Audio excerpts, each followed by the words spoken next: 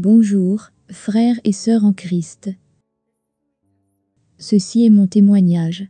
Comment j'ai su que Jésus est réel.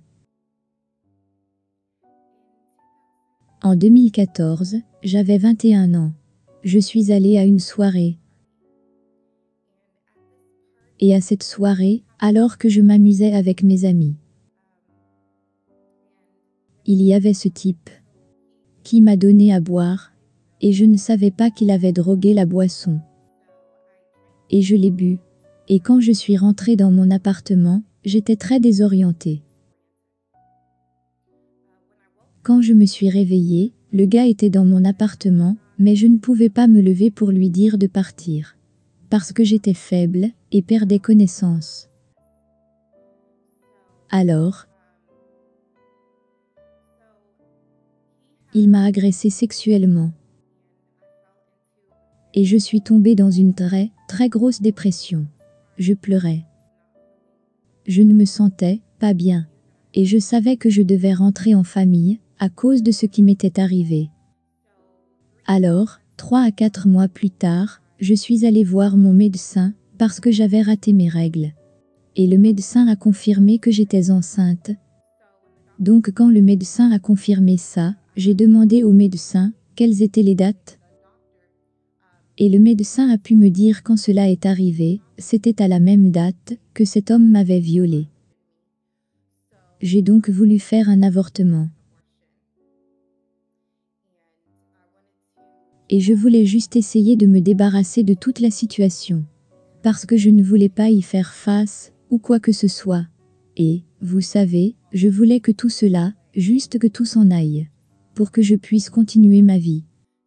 Alors quand j'ai fait l'avortement, je pensais que cela améliorerait les choses, mais ce ne fut pas le cas. Cela en fait empirer les choses. J'ai sombré dans une dépression plus profonde. Et j'envisageais de me suicider. Je ne voulais plus vivre. Je me sentais tellement brisée à cause de tout ce qui s'était passé. Et je ne savais pas comment recoller les morceaux de ma vie.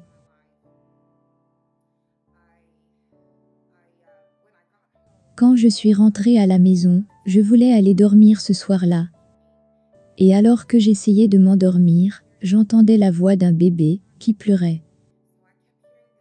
J'ai continué à entendre la voix de ce bébé. Et à l'époque, j'avais déjà 2 enfants. Mon plus jeune fils avait 1 an. Et le cri que j'entendais n'était pas sa voix. Cela ressemblait plus à un cri de nouveau-né qui pleurait. Je savais donc que quelque chose n'allait pas. Je pensais juste, pourquoi devrais-je entendre un bébé pleurer? Nous n'avons pas de nouveau-né dans cette maison, rien de tel. Mais néanmoins, j'ai quand même essayé de m'endormir. Alors quand je me suis endormie, je fus morte. Et quand j'étais morte, je suis sortie de mon corps, et je me suis redressée. Et je me suis retournée, et j'ai regardé le lit sur lequel j'étais allongée. Et j'ai vu mon corps étendu sur le lit, mais j'étais assise en même temps. Et je me demandais, pourquoi suis-je capable de voir mon corps sur le lit, et je suis assise? Comment se fait-il que mon corps ne soit pas assis avec moi? Alors j'ai essayé de m'allonger, et essayé de me relever, comme si j'essayais de faire mon corps s'asseoir avec moi. Et je ne pouvais pas. J'ai fait ça environ 10 ou 15 fois, et j'ai réalisé que j'étais morte. Quand j'ai réalisé que j'étais morte, j'ai commencé à pleurer. Je disais à Dieu que j'étais désolée. J'étais désolée pour ce que j'avais fait. J'étais désolée de la façon dont je vivais ma vie. Parce qu'à l'époque je n'étais pas en règle avec Dieu. J'étais très mondaine. Je savais qui était Dieu, parce que ma mère était chrétienne. Ma mère nous avait toujours parlé de Jésus, et tout cela. Mais je pensais toujours, avoir une relation avec Dieu, c'est quelque chose que je ferais plus tard dans ma vie. Pas pendant que j'étais adolescente, et au début de la vingtaine, et tout ça. Donc je n'avais pas une relation forte avec Dieu, quand cela est arrivé. Je savais donc très bien que j'allais en enfer. Et je criais à Dieu, et le suppliais pour une chance de plus, le suppliant de me laisser retrouver ma vie. Et je lui disais que s'il me redonnait la vie, j'utiliserais ma vie pour sa gloire. Je lui disais, je suis encore jeune. Je n'ai même pas encore commencé à vivre. Comment devrais-je être morte maintenant? Je le suppliais de juste me permettre de vivre. S'il te plaît, rends-moi ma vie. Je ne ferai plus jamais ce que j'ai fait. Et le prochain enfant que tu me donneras, je le garderai. Et je disais à Dieu que s'il pouvait me rendre à nouveau ce bébé. Et je priais Dieu, s'il te plaît, aie pitié de moi. J'appelais Jésus pour me sauver. Jésus, s'il te plaît, aide-moi. Donc, pendant que je continuais à prier, je voyais toujours que mon corps était sur le lit. Donc même si je priais, j'étais immobile, j'étais toujours incapable d'entrer dans mon corps. Je me suis donc levée, et je suis sortie de la pièce. Cette chambre dans laquelle j'étais, c'était chez ma mère. Parce que quand les choses sont arrivées, j'étais retournée dans mon ancienne maison. Donc cette pièce dans laquelle j'étais, était au premier étage, et la cuisine était comme juste à l'extérieur de la pièce. Mais la porte était fermée, dans la pièce où je me trouvais. Donc je ne sais pas comment j'ai pu traverser le mur, pour me retrouver à l'extérieur de cette pièce. Mais j'ai pu le faire. Je suis donc sortie de cette pièce. Je suis passée par la cuisine, et j'ai vu ma mère dans la cuisine. Et j'ai pris les escaliers, et pendant que je montais les escaliers, ce n'est pas comme quand vous montez les escaliers, quand vous mettez un pied après l'autre. C'était comme un mouvement de glissement. C'est comme si je pense juste que je vais aller au-delà des escaliers, et boum, j'y suis. C'était tellement bizarre. Comment les choses se déroulent dans ce règne? Les mouvements se font par la pensée. Donc, tout ce que vous avez à faire est de penser à où vous voulez aller, ou à ce que vous voulez faire. Et cela se produit. Et quand je suis arrivée en haut des escaliers, j'ai entendu quelque chose me dire, tu dois retourner et réessayer de rentrer dans ton corps. Et je paniquais. J'étais effrayée.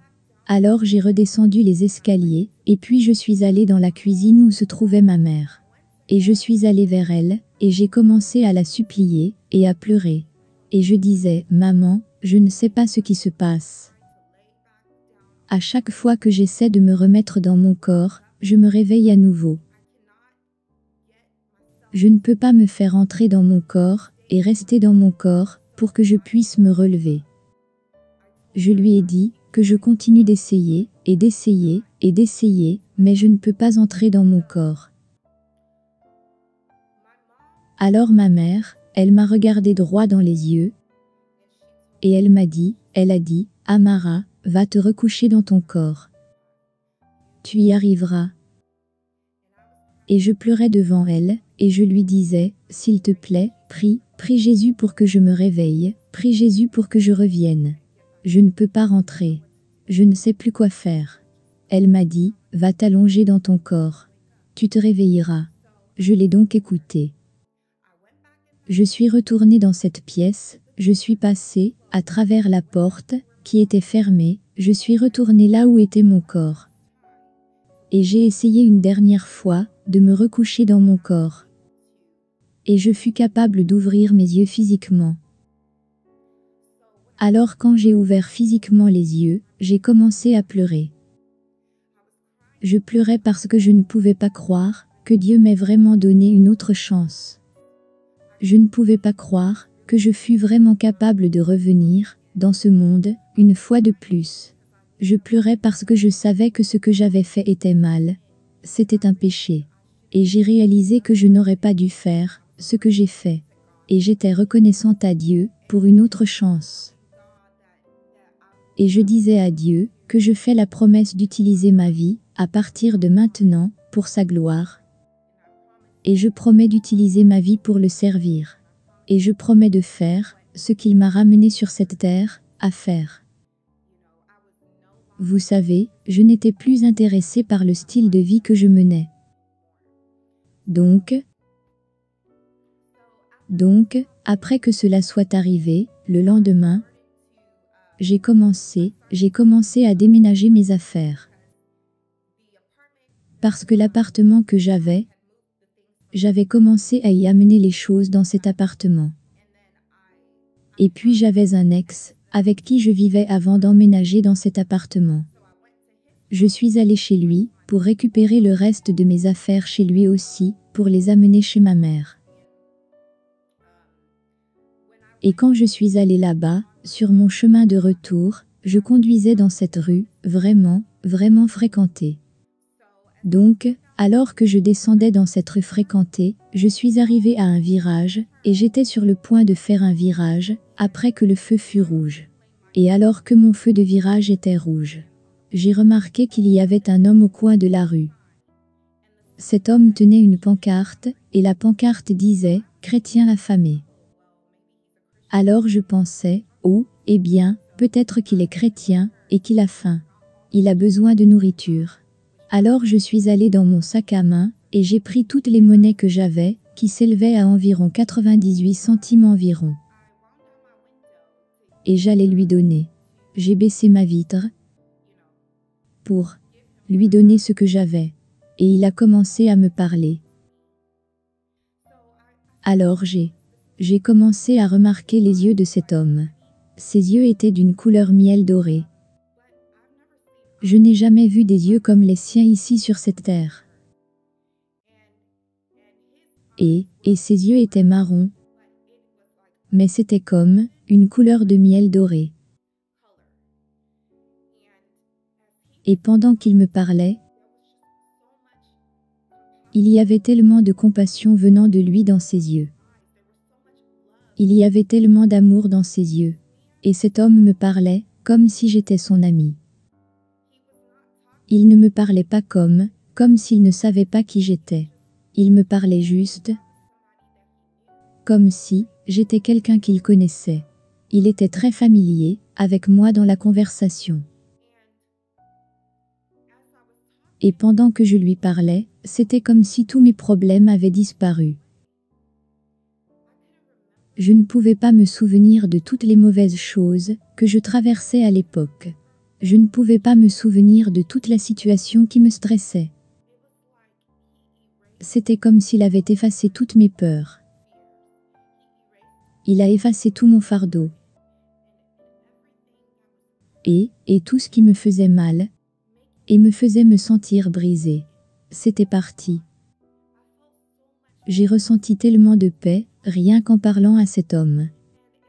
Et c'était comme, il m'a guéri de la dépression, de l'anxiété, du sentiment de vouloir en finir. Il m'a guéri de tout cela. L'homme à qui je parlais était Jésus-Christ. Jésus est réel. Et il revient encore, bientôt. Si vous ne savez pas qui il est, s'il vous plaît, donnez-lui votre vie aujourd'hui. Il vous aime. Il est mort sur la croix pour vos péchés, afin de vous sauver, et de vous donner la vie éternelle. Que Dieu vous bénisse.